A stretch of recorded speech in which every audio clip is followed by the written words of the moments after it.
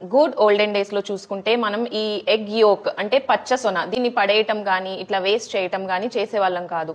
Like whole egg white egg yellow మొత్తం కలిపి తినేసేవాళ్ళం. But ఈ రోజుల్లో ఏంటంటే పెరిగిపోతున్న డిసీజెస్ వలన ఈ ఎగ్ యోక్ అన్నది మంచిది కాదు అనే అపోహ అందరిలో ఉంది.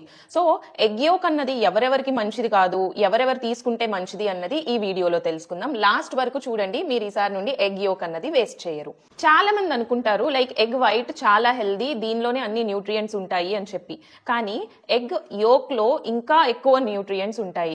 వైటమిన్ ADEK మన స్కిన్ ని చాలా హెల్దీగా ఉంచుతుంది అండ్ ఇమ్యూనిటీని బూస్ట్ చేస్తుంది. వైటమిన్ B12 అండ్ ఫోలేట్ ఇది బ్రెయిన్ అండ్ బ్లడ్ సెల్స్ కి చాలా మంచిది.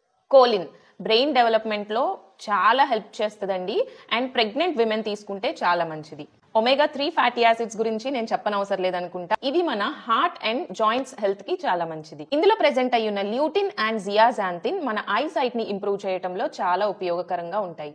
Harvard nutrition source and NIH studies చాలా రీసెర్చ్ చేసి ఈ సో కాల్డ్ పచ్చ సొన అంటే ఎగ్ యోక్, ఈ ఎగ్ యోక్ అన్నది కొలెస్ట్రాల్ కాజ్ చేయదు. Actually it is nutrition power house అని చెప్పి వాళ్ళ రీసెర్చ్ సజెస్ట్ చేస్తుంది. పచ్చసొనలో కొలెస్ట్రాల్ ప్రెసెంట్ అయి ఉంటది, దట్ ఈస్ ట్రూ. బట్ ఈ కొలెస్ట్రాల్ అన్నది నిజంగానే అన్హెల్దీనా? ఓల్డ్ స్టడీస్ ఏం చెప్పేవంటే ఎగ్ యోక్ అన్నది అన్హెల్దీ, హార్ట్ డిసీజెస్ ని కాజ్ చేస్తాయి అని చెప్పి. బట్ లేటెస్ట్ స్టడీస్ ఏం చెప్తున్నాయంటే మోస్ట్ హెల్దీ పీపుల్ అంటే ఏ డిసీజెస్ లేని వాళ్ళల్లో ఈ ఎగ్ కొలెస్ట్రాల్ అన్నది బ్లడ్ కొలెస్ట్రాల్ ని ఇంక్రీజ్ చేయదు. సో హార్వర్డ్ లో జరిగిన రీసెర్చ్ ప్రకారం 1 egg per day is safe. అది ఎవరికి? హెల్దీ పీపుల్ కి, అంటే ఏ డిసీజెస్ లేని వాళ్ళకి 1 egg per day. Like egg white and egg yellow రెండు కలిపి తింటే ప్రాబ్లం ఏం లేదు, సేఫ్ అండి. చాలా మంది మనం గమనిస్తే అరేరే ఈ ఎగ్ ఎల్లో తినకూడదు అని చెప్పి పడేస్తూ ఉంటారు. బట్ బయటికి వెళ్ళి జంక్ ఫుడ్ మంచిగా తింటూ ఉంటారు. ఆ జంక్ ఫుడ్ తో కంపేర్ చేస్తే ఈ ఎగ్ యోక్ అన్నది చాలా హెల్దీ అండి.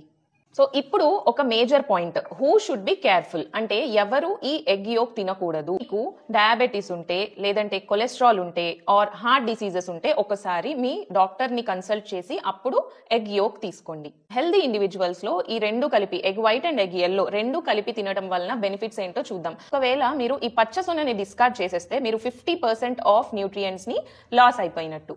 హోల్ ఎగ్ తీసుకోవటం వలన మనకి లాంగ్ లాస్టింగ్ ఎనర్జీ అన్నది దొరుకుతుంది.